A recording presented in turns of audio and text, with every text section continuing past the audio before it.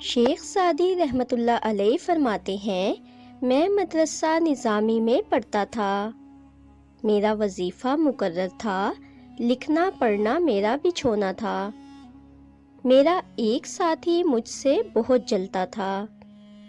ایک دن میں نے استاد سے شکایت کی کہ اے استاد محترم، جب میں کسی حدیث کے رموز و نکات بیان کرتا ہوں تو میرا ساتھی مارے حسد کے انگاروں پر لوٹ جاتا ہے۔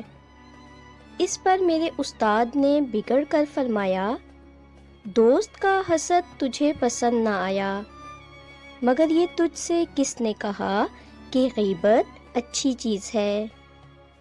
اگر تیرے دوست نے کمینے پن سے دوزخ کا راستہ اختیار کیا ہے تو اسی قسم کے دوسرے راستے پر تو بھی دوزخ پہنچے گا۔